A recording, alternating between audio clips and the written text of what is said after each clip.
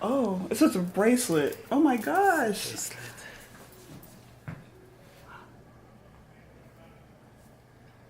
Wow, that is so. And, That's so. and it is so weird. you know, it's a dress, it's a bracelet that you can just, you know, I have this black dress with silver drawing, and I put this in the runway, and it's fabulous.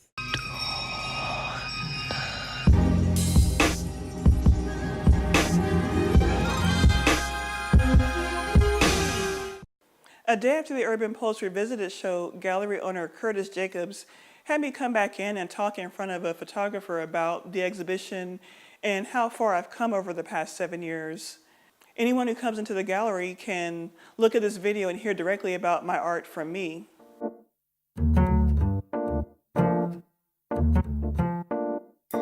Then I decided to visit an artist that I met in Harlem 7 years ago. Donna Dove is a Trinidadian artist and fashion designer who makes wearable art. I've been living in the States since I was 12 years old. So art was always my thing, you know, since living in the islands. I would always draw the foliage, the birds, the trees. So, you know, I knew I loved nature and I love art. So coming to the States really allowed me to be able to, you know, attend really great schools that really helped with my art along the way. She went to school at FIT in New York, and then she went on to work for several known fashion designers. Then she went on to start doing her own thing from her home studio.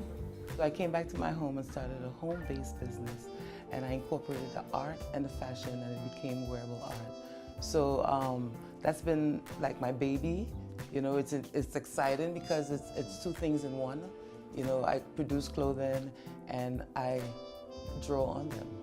I said, let's take it to a next step. So I started to conceptualize, and I took the man's button-up dress shirt and repurposed it, restyled it, and made it into clothing that it's very kind of risky, kind of avant-garde, if you must. What are you wearing right now? Tell us about that. Okay, what I'm wearing is a blouse that I got, again, repurposing something.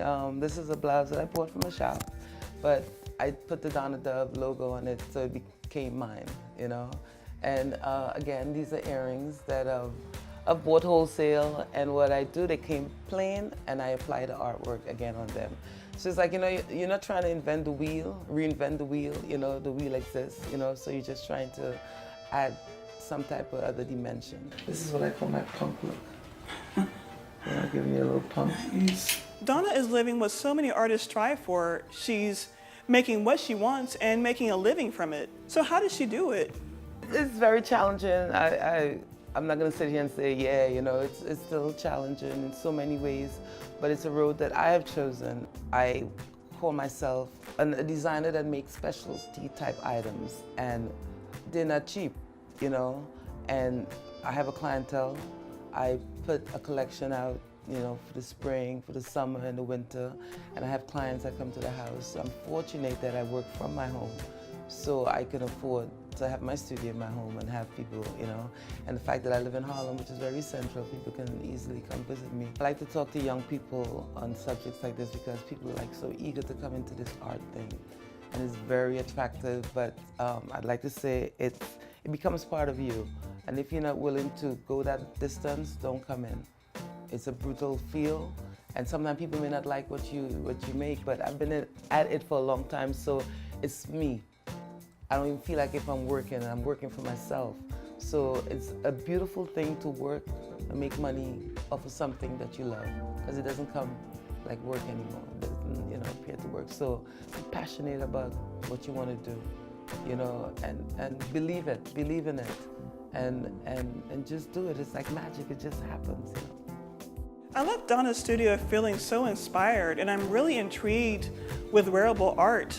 That's definitely something I want to experiment with back in Texas.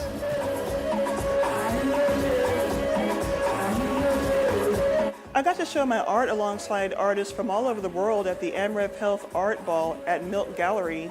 AmRev Health Africa is the largest Africa-based nonprofit that delivers health services to more than 30 countries on the continent. I need a bid of just $3,000 to start us off. The event was a contemporary art auction, and I'm happy to say that my art sold. AmRev also honored legendary artist El Anatsui with the Reeves Visionary Award. I think he was out of the country, so he wasn't there to accept it, but gallerist Jack Shainman accepted the award on his behalf. As most of you already know, I'm not Ellen Etsui, and I'm sorry if I disappoint you because I know that everybody wanted you to be here tonight. Jack Shainman represents Elle's artwork. Such an amazing evening, so let's have a big round of applause for that.